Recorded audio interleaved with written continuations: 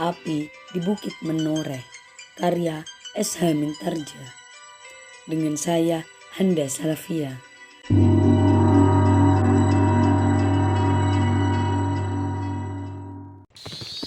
Ketika Sedayu sadar bahwa perjalanan itu harus dilakukannya, maka segera ia memacu kudanya dengan mata yang hampir terpejam. Setiap kali ia membuka matanya, setiap kali dadanya berdesir. Di malam yang gelap itu, selalu dilihatnya seakan-akan bayangan-bayangan hitam menghadangnya di perjalanan. Namun ia sudah tidak dapat lagi berpikir. Karena itu, ia tidak mau lagi melihat apapun yang berada di perjalanan itu. Ketika Sedayu telah hilang di balik kekelaman malam, Kitanu Metir menutup pintunya kembali. Kemudian perlahan-lahan ia mendekati Untara yang lesu, dan terdengarlah ia bertanya, "Kenapa hal itu Angger lakukan?" Mudah-mudahan Tuhan melindunginya. Kasihan Sedayu. Tetapi, bukankah Angger menghendakinya? Aku hanya ingin supaya Sedayu meninggalkan rumah ini. Dan sekaligus aku ingin Paman Widura melindunginya.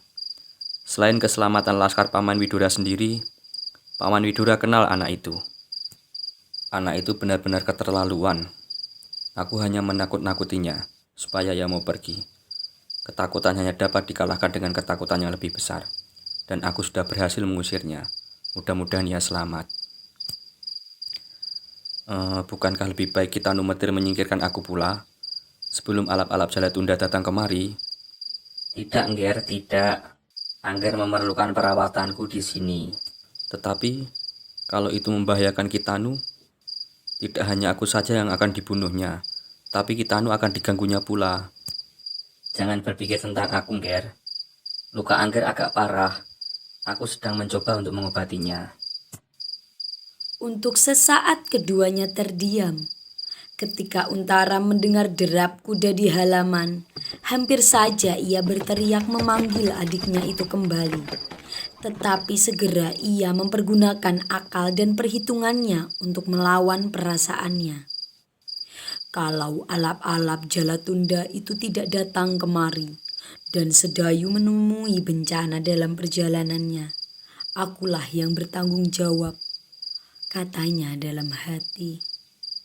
Dan Untara sadar apabila terjadi demikian, maka peristiwa itu pasti akan menyiksanya seumur hidup.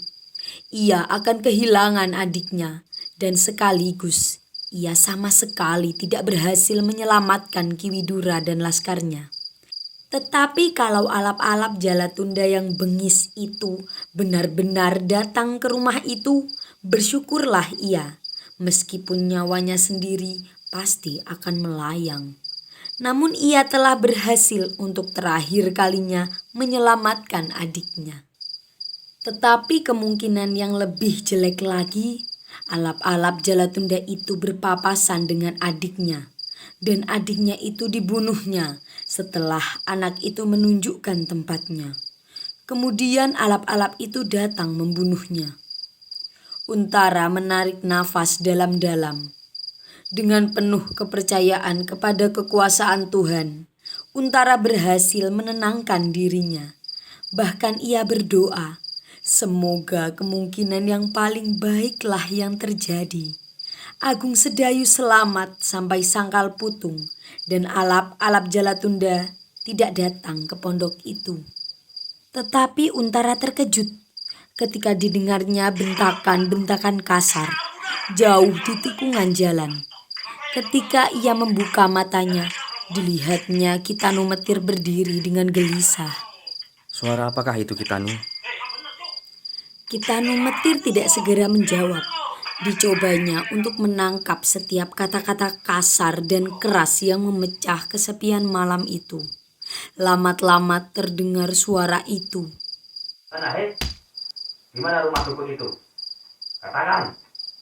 Kalau kau tak mengatakan, maka kaulah yang akan kami bunuh.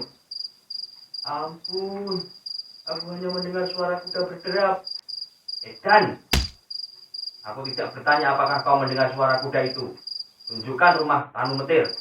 Orang itu akan mengatakan segala-galanya. Dan kau akan aku lepaskan. Kembali tak terdengar jawaban, dan kembali terdengar suara kasar dan beberapa buah pukulan. Terdengar Untara menggeram, terdengar giginya gemeretak, menahan marah. Tetapi tubuhnya sudah terlalu payah. Kitanu, biarlah mereka menemukan aku. Maka nyawa orang itu dan mungkin nyawa Kitanu dapat diselamatkan. Apalah arti nyawa-nyawa kami, Ger? Angger adalah salah seorang yang sangat berguna, sedang kami adalah orang-orang yang tak berarti. Untara terharu mendengar jawaban itu. Ternyata bahwa jiwa kepahlawanan tidak saja berkobar di dalam dada para prajurit yang dengan senjata di tangan mempertaruhkan nyawanya demi pengabdiannya kepada tanah kelahiran dan kebenaran yang diyakininya. Tetapi di dalam dada orang tua itu pun ternyata menyala api kepahlawanan yang tidak kalah dahsyatnya, melampaui keteguhan hati seorang prajurit dengan senjata di tangan menghadapi lawannya dalam kemungkinan yang sama, membunuh atau dibunuh. Tetapi orang tua itu seorang dukun yang hidup di antara para petani yang sederhana, telah menantang maut dengan perisai dadanya, kulit dagingnya. Tidak, sudah sewajarnya seorang prajurit mati karena ujung senjata. Namun tidak seharusnya aku berperisai orang lain untuk keselamatanku. Karena itu, biarlah mereka menemukan aku di sini. Selagi sempat, biarlah Kitanu menyelamatkan diri. Ini adalah rumahku. Kalau aku lari sekarang, maka ke rumah ini pula aku akan kembali. Dan orang-orang itu akan dapat menemukan aku di sini. Tak ada gunanya.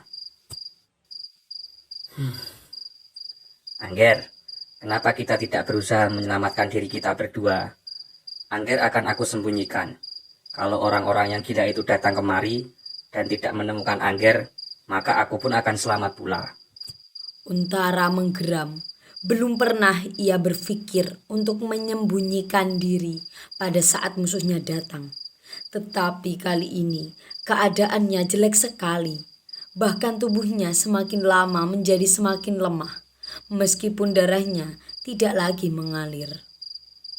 Mungkinkah cara itu, Kitanu? Marilah, Angger aku sembunyikan di sentong kiri. Aku timbuni Angger dengan ikatan bulir-bulir padi. Kitanu Metir tidak menunggu Untara menjawab. Segera ia mencoba menolongnya berdiri. Untara takut kalau mereka berdua akan roboh. Tetapi agaknya Kitanu yang tua itu masih cukup kuat untuk memapahnya. Di sentong kiri, Kitanu Metir segera membongkar timbunan bulir-bulir padi. Perlahan-lahan Untara ditolongnya masuk ke dalam sebuah bakul yang besar.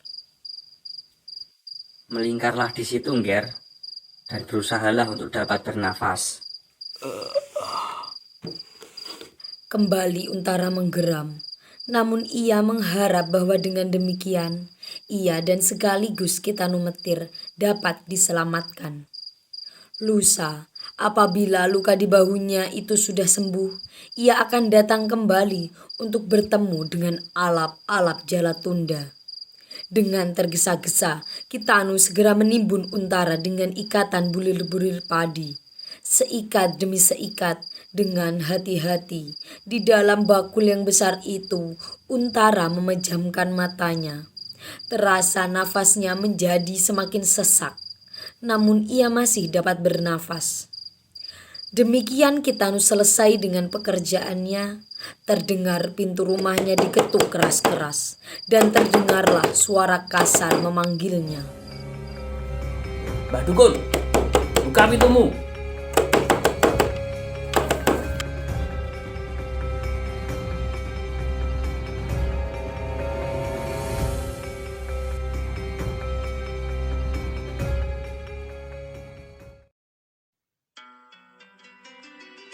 Terima kasih telah mendengarkan kisah Api di Bukit Menoreh. Nantikan kisah selanjutnya.